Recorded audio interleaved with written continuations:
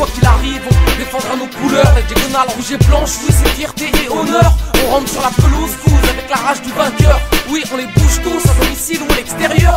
Dans le club ça pousse, on entend le chant des supporters. Et ça fait plus de bruit, on entend moins des adversaires. Salut à tous les supporters de l'AS Monaco, j'espère que vous allez bien. Les autres, prenez place, je vous en prie.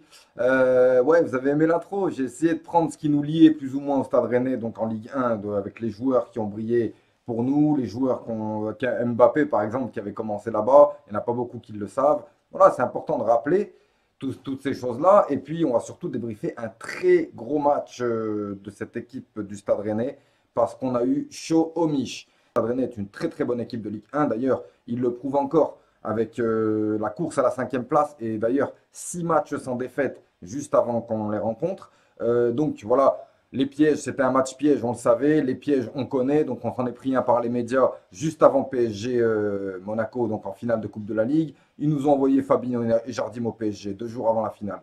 Normal. Ensuite, il y a eu la finale. Vous vous souvenez tous ce qui s'est passé avec l'arbitrage. Ensuite, les commentateurs télé, on ne va pas les reciter. On voit bien qu'il n'y a rien pour nous. 3 jours après, on nous fout contre Rennes, donc encore un piège. Et alors, en sachant qu'on va 3 jours après jouer contre Nantes.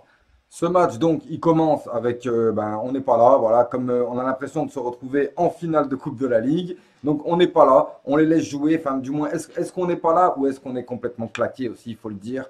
On a déjà vu des signes de fatigue contre le Paris Saint-Germain. Là, on voit d'entrée que les joueurs ont beaucoup de mal à se mettre dans la rencontre. Et bien sûr, le Stade Rennais en profite. Il commence à lancer les attaques, à essayer d'enlever les toiles d'araignée de nos lucarnes. C'est sans compter sur un très bon Subasic qui a été impérial dans beaucoup de sorties. Mais malheureusement, à la 20e minute, on se prend une frappe. Subasic, je ne sais pas s'il a trop reculé. Je ne sais pas exactement ce qui s'est passé. Pourquoi il est rentré ce but en fait. 1-0, 20 minutes. Encore une fois, c'est mérité pour le Stade Rennais parce que lors de ces 20 premières minutes, on n'est pas là. Mais on revient tranquillement, on pose le cuir sur le gazon. Et 9 minutes après donc, ce but, on arrive à égaliser par un joli geste de Falcao qui décale Rony Lopez. Rony Lopez en une frappe qui la met dans le petit filet. Magnifique, égalisation. On se connaît, on sait que coup ouvre le score contre nous et que ça ne nous empêche pas parfois de revenir à égalité ou même de remporter le match. En tout cas, j'étais plus ou moins confiant, mais non, en fait, parce que les Rennais, ils ont montré qu'ils étaient là pour gagner. Manqué de chance sur beaucoup d'actions. Nous, on n'a pas eu beaucoup d'actions. Beaucoup d'actions franchement, c'était pas terrible. Mais ce que je retiens de cette première mi-temps, c'est qu'on a encore donné 20 minutes à l'adversaire avant de montrer quelque chose. Et il faut savoir quand même qu'en fin de première mi-temps, on était un petit peu plus présent, mais vraiment sans plus. Est-ce que l'effet Moutinho, est-ce que le fait que Moutinho ne soit pas là, ça change tout? Je vous laisse en juger. Deuxième mi-temps, elle démarre. Donc d'entrée avec une blessure de Jovetic, magnifique hein, pour couronner le tout. Vas-y Jovetic, tu sors. On repasse en 4-2-3-1 avec Thomas Lemar au centre, mais surtout un Thomas Lemar qui a disparu. On l'a plus jamais revu en fait à partir de ce moment-là. Je croyais au début que c'était lui qui était sorti en fait. Mais bon, je ne vais pas m'en prendre à toi Thomas, tu étais trop fort. Mais là, je ne sais pas si tu lèves le pied par rapport à la Coupe du Monde qui arrive, parce que je sais que là c'est la fin de saison, ça commence à tirer sur les organismes. Et voilà, enfin, c'est dommage parce qu'on a encore tous un objectif là en championnat, les gars. La Coupe du Monde, c'est pas la vie. Hein. Enfin, je veux dire, votre vrai métier, c'est footballeur en championnat. Hein. C'est pas jouer des Coupes du Monde. Parce que si t'es pas là en championnat, t'es pas en Coupe du Monde. Enfin bref. En tout cas, on prend cette mi-temps là.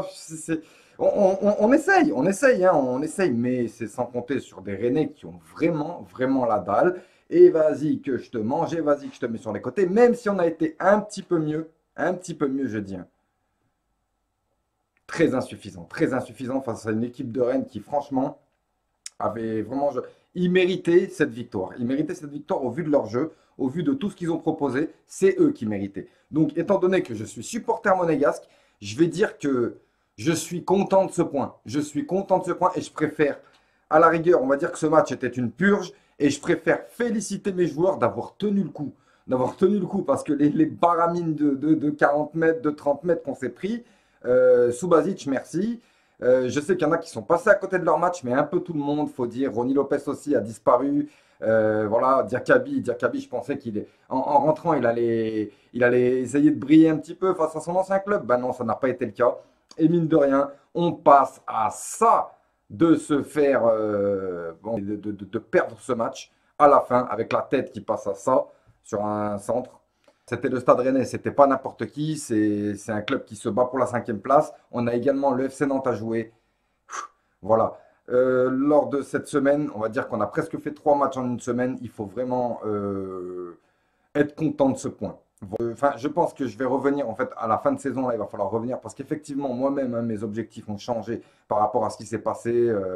Voilà, moi, je m'en fous de tout ça. Moi, je voulais la Coupe de la Ligue. Moi, je dis un grand bravo à l'AS Monaco d'avoir tenu le coup parce que c'était pas facile. Bravo au Stade Rennais pour votre performance footballistique. Elle était magnifique. On s'est régalé. Le match était beau, en lui-même le match était beau. Désolé pour le débrief un petit peu tardif, j'avais des choses à faire hier, j'ai pas pu le faire. Mais j'en profite pour passer le bonjour à mon ami Sabri Lamouchi qui a eu un titre avec l'AS Monaco bien entendu et qui aujourd'hui fait de l'excellent travail avec le Stade Rennais. Et ça fait plaisir de voir des équipes qui veulent toujours gagner quoi qu'il en soit, quoi qu'il arrive. Ça fait plaisir en Ligue 1. Voilà, je vous dis à très bientôt, on se retrouve très vite contre Nantes.